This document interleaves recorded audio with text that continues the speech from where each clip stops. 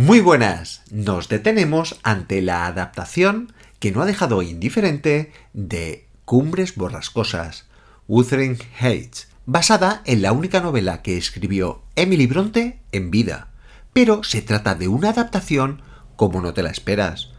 Y de ahí viene ese entrecomillado de su título. Esta nueva versión cinematográfica de Cumbres Borrascosas ha dividido al público. Para algunos es exagerada, superficial, vacua y traiciona de alguna manera a la figura de Emily Bronte. Y para otros es una de las interpretaciones conscientes y más valientes de los últimos años. Y he decidido que voy a meterme en el meollo, porque esto no va de si es fiel o no es fiel. Va de estética, de deseo, de hipérboles, de filosofía, de referencias y de murkor. Ya que estamos ante la tercera colaboración de la productora de Margot Robbie, Lucky Chap Entertainment, con la directora Emerald Fennell. ¿Me ha gustado? ¿Es puro artificio? ¿O se trata de una provocación posmoderna perfectamente calculada? Pero antes de adentrarnos en el páramo, recordad que si os gusta el contenido, podéis darle al like, suscribiros y podéis dejar algún comentario en este mismo vídeo. Así que coged aire, que vamos a pecar. ¡Al lío con la crítica!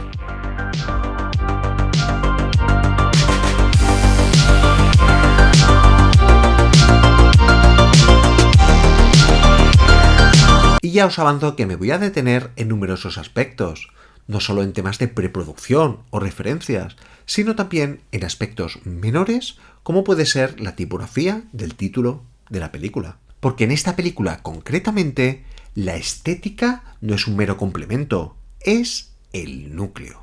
Entender las numerosas decisiones como un color determinado o una textura es muy importante. Nada de lo que aparece en la película está únicamente para ser plásticamente estimulante, sino para ir más allá. Cada elemento está escogido conscientemente, ya que en el filme la estética no tiene una función decorativa, sino amplificadora y reinterpretativa. Pero antes de entrar en todo esto, vamos a contextualizarlo todo, empezando por quién es la directora Emerald Fennell.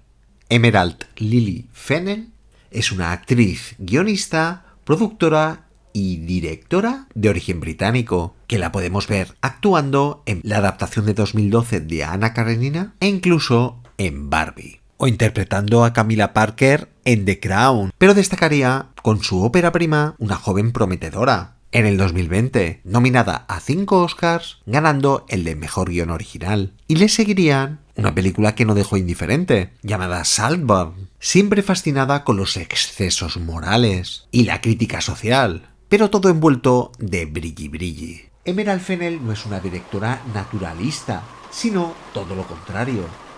Es artificiosa, le encanta incomodar y muy provocativa, teniendo la característica de que sus historias suelen girar en torno a personajes obsesivos y dinámicas de poder, y con una estética muy cuidada. Y por otro lado está la autora original, Emily Bronte, quien publicó Cumbres Borrascosas en 1847, bajo un seudónimo masculino, Alice Bell. Y es muy importante recordar esto, ya que en pleno siglo XIX, una mujer que escribía sobre deseo descontrolado, amoralidad, violencia emocional y personajes que desafiaban a Dios, no era aceptada por la sociedad. Y la novela fue recibida como algo escandaloso. Se la tachó de inmoral y salvaje, ya que Bronte ofreció todo lo contrario de lo esperado. Personajes dominados por la pasión, relaciones destructivas y tóxicas, y odio confundido con amor, y ante todo una atmósfera donde lo espiritual y lo físico colisionan. Por eso hay que destacar que en su momento esta novela fue toda una provocación a la sociedad. Y es ahí donde la adaptación de Emerald Fennell encuentra su paralelismo, que a diferencia de la obra original que explota toda esa brutalidad espiritual, la obra de Fennell se centra en el exceso y esa frontalidad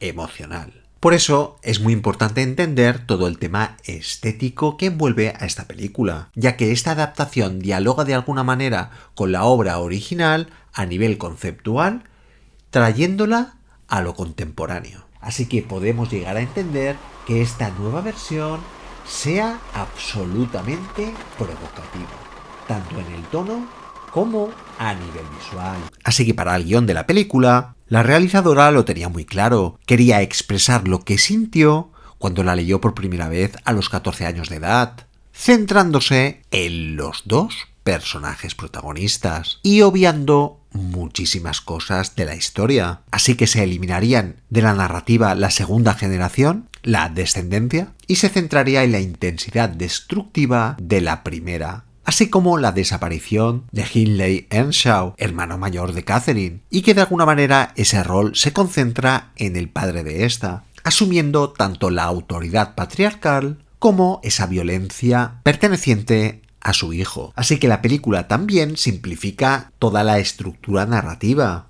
teniendo una linealidad mucho más directa y emocional, reforzando así un tono más melodramático y reduciendo esa distancia más literaria, algo más cercano a esa novela de romance y erótica de folletín. Sobre todo quería alejarse de ese anhelo, de ese recuerdo explicado en tercera persona por otro personaje y concentrarse en la experiencia inmediata. Así que la realizadora ejecutaría un mood board descartando esas adaptaciones más tradicionales. Se inspira en el viejo Hollywood y el melodrama de mediados del siglo XX, incorporando esa gran teatralidad visual, más propia del cine clásico, que con ese naturalismo más victoriano. A esto se le sumaría cierta influencia de la arquitectura brutalista y un imaginario muy concreto, convirtiendo en un territorio visual la novela, donde pueden convivir ese romanticismo literario y la sensibilidad más contemporánea. La película fue rodada en 51 días y filmada en formato VistaVision de 35 milímetros, un formato de película casi extinto y muy utilizado en películas actualmente como en The Brutalist o Una batalla tras otra, pero muy asociado a superproducciones clásicas, que aporta una textura muy amplia y detallada y una gran profundidad de campo, que realza esos grandes paisajes del páramo como esos primeros planos tan llenos de intensidad de los diferentes personajes. Una elección que refuerza ese carácter más épico y melodramático que propone la realizadora. El casting ha dado también mucho que hablar. Fennell escribió el papel de Heathcliff pensando específicamente en Jacob Elordi, y esto nos da pie a incidir de que no se trata de una mera reinterpretación literaria, sino que está moldeada con imágenes muy contemporáneas. Por su parte, Margot Robbie encarna a Catherine, una figura más consciente y físicamente intensa, mucho más que en adaptaciones anteriores. En esta película enfatiza su corporalidad y su deseo con mayor frontalidad, centrándose en esa pasión absoluta y destructiva. El director de fotografía es Linus Sandgren, que está trabajando en la tercera parte de Dune, una mirada visual fundamental para articular esa dualidad emocional de la película. Sandgren construye una imagen que se mueve entre lo épico y lo asfixiante, capturando en todo momento esos vastos paisajes del norte de Inglaterra, mientras intensifica esa sensación de encierro psicológico que nos narra la historia, con unos exteriores que adquieren una dimensión casi sublime, representados a una escala monumental gracias a ese VistaVision. Horizontes abiertos, cielos cambiantes y árboles inclinados por el viento dominando el encuadre. Utiliza composiciones amplias que sitúan a los personajes como pequeñas figuras frente a la inmensidad natural. Figuras pequeñas como esas miniaturas de las casas de muñecas que aparecerán en la película. Así, subraya la insignificancia humana ante las fuerzas emocionales y climáticas que parecen incontrolables. La luz natural a menudo es difusa y filtrada por nubes densas, envolviendo el entorno en una atmósfera totalmente melancólica que roza lo pictórico. Por el contrario, esta excelsa amplitud visual contrasta radicalmente con ese tratamiento en los interiores. En las escenas más oscuras e intensas, la cámara se acercará con encuadres más cerrados y una iluminación mucho más rígida y contrastada. Así crea atmósferas claustrofóbicas mediante el uso de esas sombras profundas, gracias a las fuentes de luz y composiciones que envuelven a los personajes. Así las habitaciones parecen encogerse, mientras el encuadre es único para los personajes, en la que la respiración, por ejemplo, se sentirá mucho más densa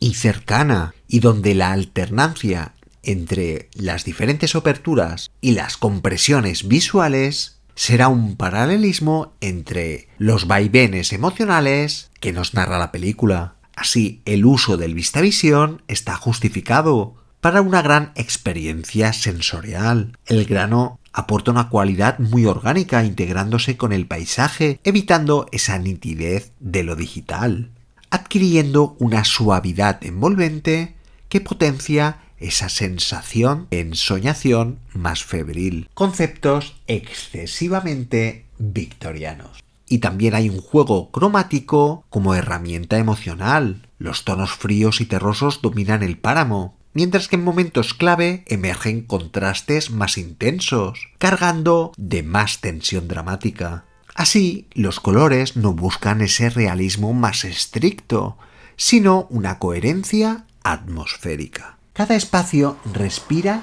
el estado anímico de los personajes.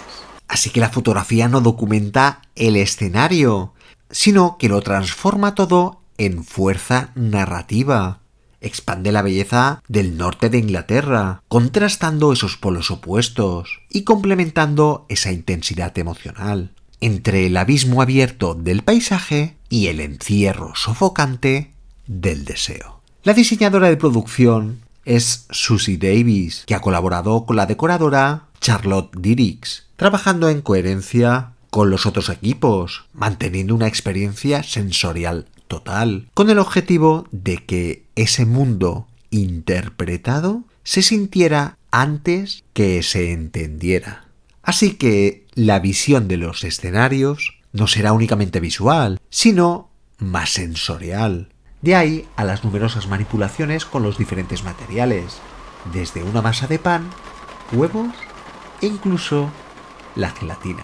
Así que no se trataba solo de ambientación, sino de una inmersión corporal. El espacio se oprime físicamente. Por ejemplo, la cocina fue construida con el techo una pulgada más bajo que la altura de Jacob Elordi, obligándolo a encorvarse constantemente y dando a entender que ese personaje no pertenece del todo a ese lugar. En Thrushcross Grange, en cambio, esa domesticación se vuelve inquietante y corporal. Hay manos de yeso realizadas a partir de moldes que aparecen en todas partes, como candelabros, en las chimeneas, incrustadas en los techos, un símbolo gótico muy explícito, representando una especie de inquietud subconsciente, ejercitando una sensualidad y una sexualidad latente, infiltrándose en toda la decoración. Así, el cuerpo humano atraviesa todo el diseño. La habitación de Catherine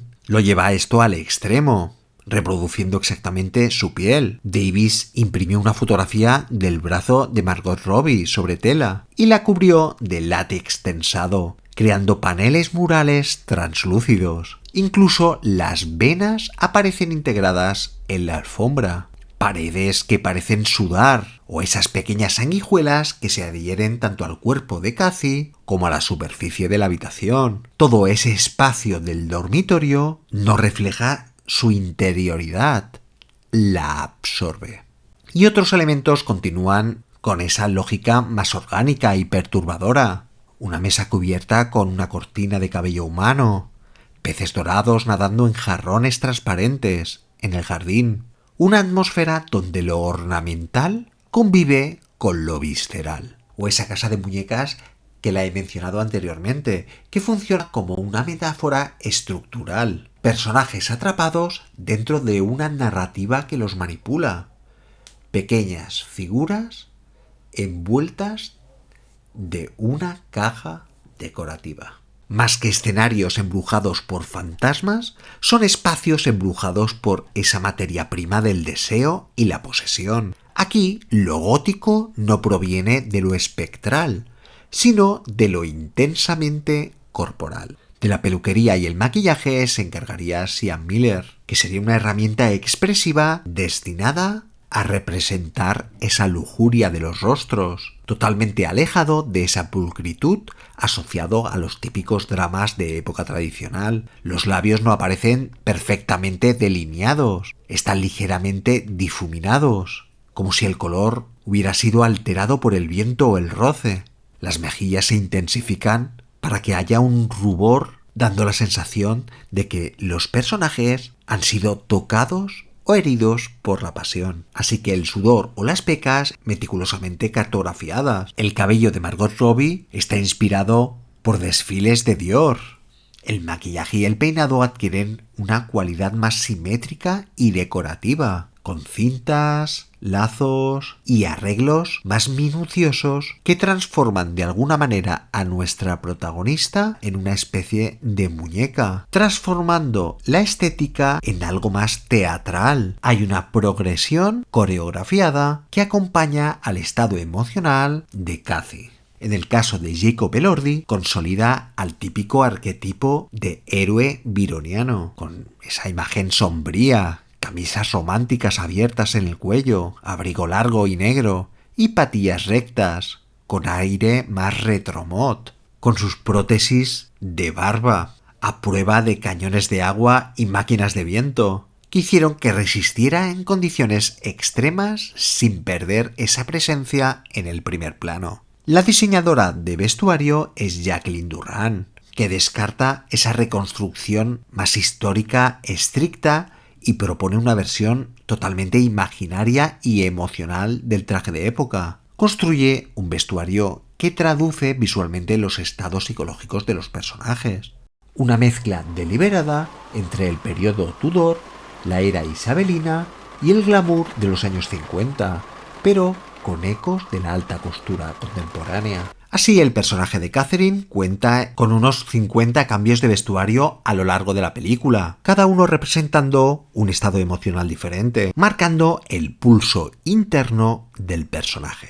La etapa carmesí de Cathy se consolida como uno de los elementos visuales más potentes, destacando el rojo, que funciona como leitmotiv de la pasión, del deseo y la tragedia, inspirada en siluetas históricas, pero reinterpretada con una teatralidad más cercana al melodrama clásico de Hollywood.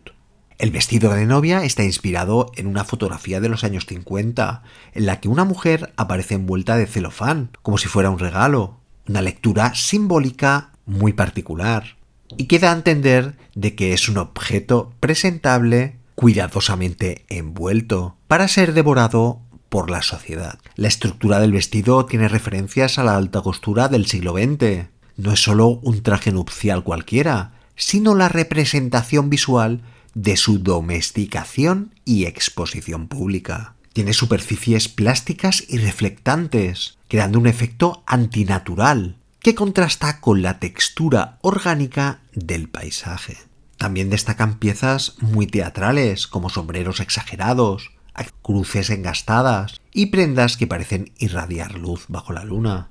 Heathcliff, en contraste, adopta un perfil más cercano al romanticismo clásico, con abrigos oscuros y camisas blancas, pero interpretado con tejidos y cortes que evitan esa rigidez histórica. Isabella, por su parte, aparece envuelta de encajes y tonos suaves que subrayan esa ingenuidad y su pertenencia a un mundo más decorativo y convencional. La música corre a cargo del compositor Anthony Willis, con canciones originales de Charlie XCX, que funciona de alguna manera como una extensión emocional de la película, en formato LP con nombre homónimo, que tiene una atmósfera gótica, hiperbólica y sensorialmente muy intensa, lejos de una banda sonora orquestal más clásica. Combina texturas electrónicas y un toque muy oscuro que traduce de alguna manera ese melodrama romántico a un lenguaje más pop contemporáneo experimental. y que este planteamiento musical dialoga también en cierta manera con el legado de Kate Bush, donde llevó Wuthering Heights al terreno del pop, gracias a su trabajo en 1978. Tomó la novela de Emily Bronte y decidió habitarla desde dentro, adoptando una voz espectral, reinterpretando a la de Catherine, con un resultado más etéreo y obsesivo, casi sobrenatural, con cierta sentimentalidad convencional, huyendo del pop más previsible y creando una pieza literaria radicalmente femenina, sino también muy visual y corporal. Vemos que la coreografía del videoclip ha llegado a la cultura popular, convirtiéndose incluso en un ritual colectivo donde cientos de personas recrean simultáneamente este baile. Así que todo lo que envuelve a esta película es una hipérbole en todos los sentidos, incluso en su logotipo, donde recurre a esas comillas de una manera justificada y que está diseñado bajo la referencia de una edición de la novela de 1920, pero con el interior de encaje y con una tipografía manipulada donde esas serifas tocan las diferentes letras. Esa hipérbole se ve incluso en los créditos iniciales, que no deja de ser una pieza stop motion con el cabello real de los dos protagonistas, que se entrelazan para formar el título de la película. Una pieza en stop motion que un estudio externo realizó en 9 días. Así, esta reinterpretación de la novela recurre a diferentes referencias. La película dialoga con otras tradiciones artísticas, desde el romanticismo alemán al terror británico de serie B, pasando por el surrealismo francés y la alta costura contemporánea. Hay influencia de Alexander McQueen. Una de las influencias más evidentes es la de Caspar David Friedrich, con pinturas en las que el entorno no es decorado, sino un espejo espiritual. La niebla, los árboles desnudos y la escala monumental transmiten sensaciones y una conexión casi mística entre la naturaleza y el tormento interior. Esta nueva reinterpretación me ha gustado bastante. Una adaptación libre que bebe mucho de conceptos como el Moorcore, redefiniendo esa estética más romántica contemporánea y llevándola hacia una fantasía mucho más oscura, y abandona lo más tradicional para aferrarse a conceptos casi míticos, incluso acercándose a ese género literario llamado Dark Fantasy. En este enfoque el espacio no funciona como un simple escenario, sino como una entidad activa. De alguna manera, el terreno acaba transformando esa psicología físicamente en el entorno, un recurso más habitual de la fantasía oscura y el folk horror.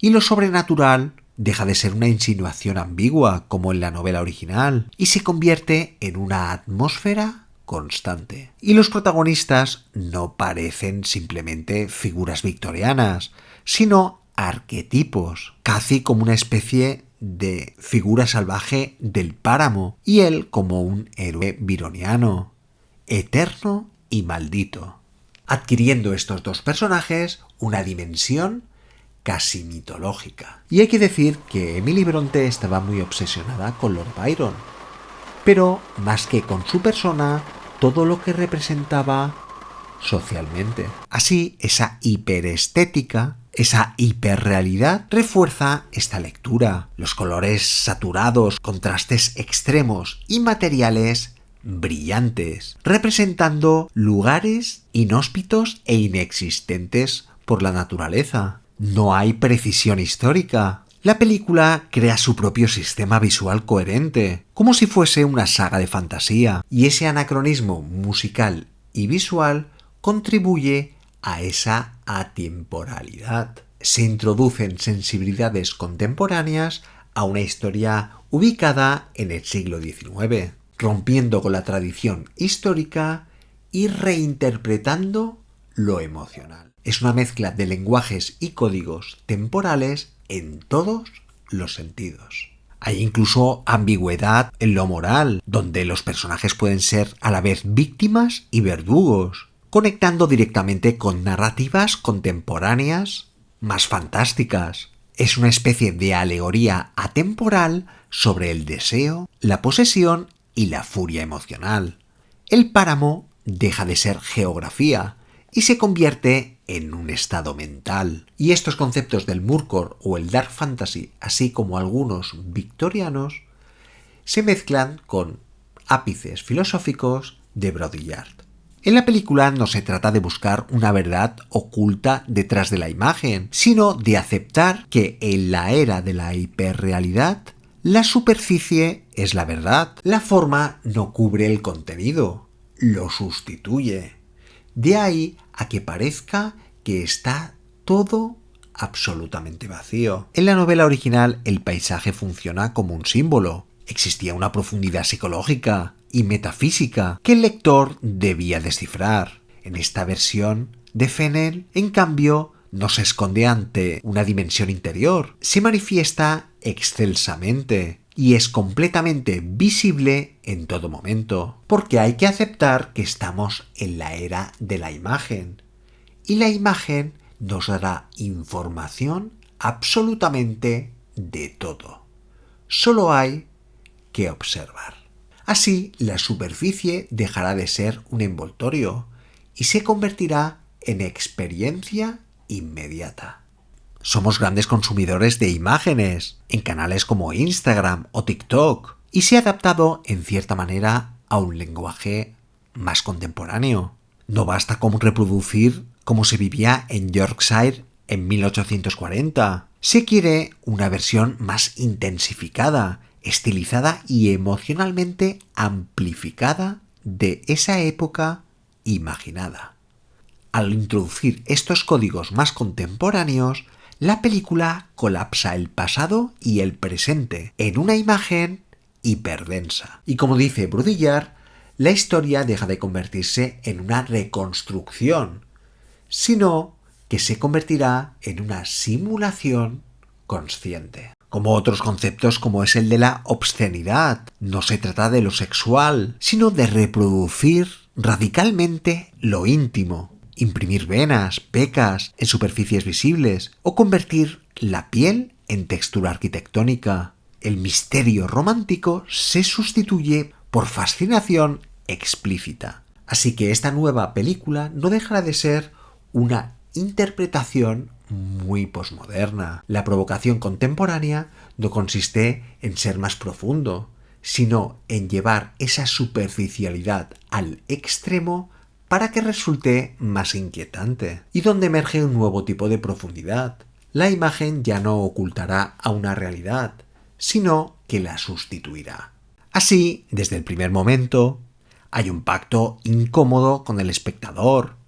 En esa introducción, la película no presenta la pasión como algo romántico en un sentido convencional, sino como una fuerza inseparable del sufrimiento, obligando al espectador a preguntarse qué está dispuesto a tolerar en nombre del amor, y jugando con esa ambigüedad moral, desdibujando esa frontera entre la fascinación y el rechazo. Más que reinterpretar los hechos, Emerald Fennell reinterpreta el tono, y donde esta versión enfatiza el carácter abrasivo del vínculo entre Catherine y Heathcliff, la estética hiperbólica, la intensidad cromática, la fisicidad, trascendiendo esa dimensión sexual para abordar la pasión como una unión de almas, trascendiendo del aspecto sexual de los dos protagonistas y llevándolo a un tema más ontológico, donde el deseo va más allá de lo físico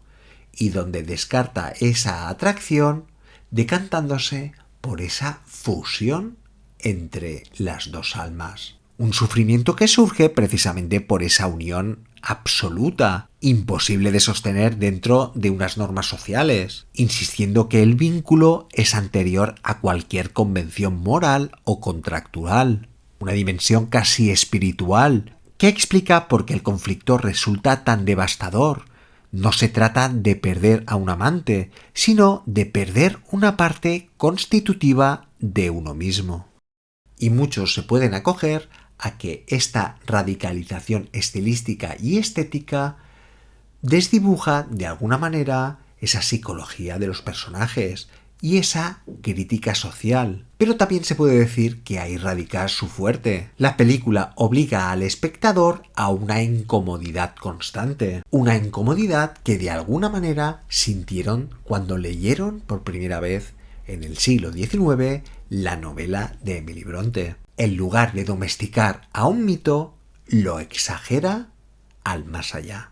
Así que no se pretende que el espectador descifre símbolos ocultos, sino que experimente la intensidad de una forma muy directa, sin eliminar la complejidad, trasladando ese plano interpretativo a un plano más sensorial. En general, lo que me ha gustado mucho de la película, aparte de las interpretaciones geniales y la estética maravillosa en todos los sentidos, es que la película, como obra de arte, es muy consciente de sí misma, es muy consciente de lo que dice y del lenguaje que utiliza para transmitirle al espectador. Y por parte de Emerald Fennell creo que hay una parte muy valiente, que es no edulcorando, sino exagerando al máximo sin tener ninguna piedad del espectador. No suaviza esa traducción del lenguaje. Y eso que aunque no lo parezca, no habrá contenido muy explícito. Todos serán símbolos sexuales. Símbolos que materializan de alguna manera ese imaginario táctil que subraya la tensión sexual entre los dos protagonistas, construyendo un erotismo a partir de detalles físicos. Son imágenes aparentemente mínimas, pero cargadas de textura, humedad, sonidos y fricciones. El deseo se desplaza de alguna manera a un terreno sensorial. Así que, en conjunto, la película asume que el artificio no es un defecto, sino su único lenguaje, un descaro visual, con una obsesión por el detalle que no buscan complacer al espectador, sino intensificar sensaciones. Esa focalización, en cierta manera, no empobrece a la historia, la intensifica y que asume que no puede ser total y exactamente igual a la novela, y por tanto opta por ser radical, en el que juega con un tono muy disfrutón y el que nos transmite de que todo está permitido.